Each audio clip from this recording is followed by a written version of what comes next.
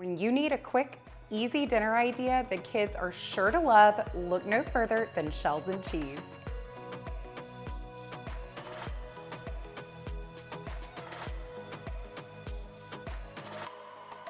Today in the Anthony Kitchen, I'm gonna show you how to make the best shells and cheese you have ever had in your life. I've got a few tricks up my sleeves that I'm gonna share with you for the smoothest, creamiest cheese sauce, and I can promise y'all this is gonna be better than anything you could pour out of a box. Best of all, it's gonna be super quick and it's gonna be really easy. You're gonna start with a big pot of water, bring it to a roaring boil.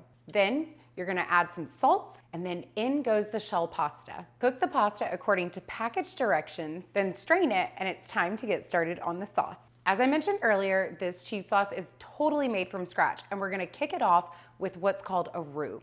A roux is just a simple mixture of butter and flour. You'll start by melting a couple tablespoons of unsalted butter over medium heat. Watch the butter, you don't wanna let it brown, you just want it to melt. Then you're gonna add in your all-purpose flour. Just sprinkle that in and stir it until the flour has absorbed all that butter, and we're pretty much halfway there. The next items going into the pan is gonna be some heavy cream and some half and half. So I know a lot of you are gonna be wondering if you can sub in something else in the place of this cream.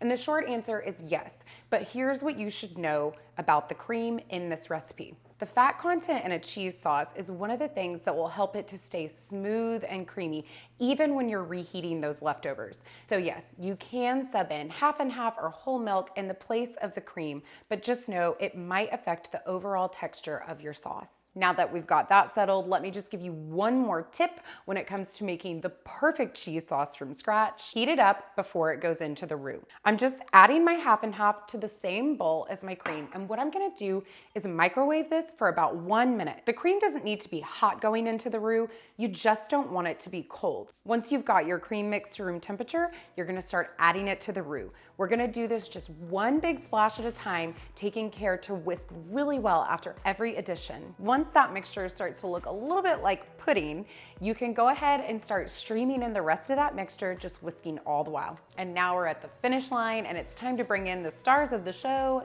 the cheese. So here I have a bowl of freshly grated cheddar. Freshly grated cheese is always best. The flavor is gonna be better, and so is the texture. The second cheese going into the mix is going to be American cheese. You'll just need 4 slices. Pour in the cheddar and stir it until it's smooth. Then add the American cheese, just 1 slice at a time, and give it another stir. Now we're gonna take this cheese sauce from good to great and we're gonna finish it off with some salt. Then we're gonna hit it with a little dash of hot sauce.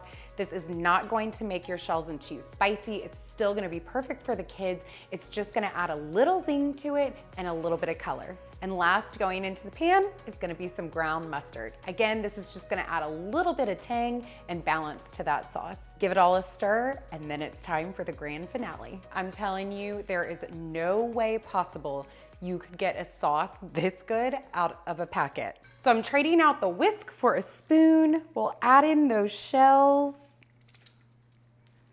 Now I'm just giving it a good toss, making sure everybody gets a nice coating. We are talking mega comfort food here, guys. Before the family swoops in, I'm gonna go ahead and give it a taste. Scratch that. This can be my dinner and the family can fend for themselves. So that's it for today. If you like this video, give it a thumbs up.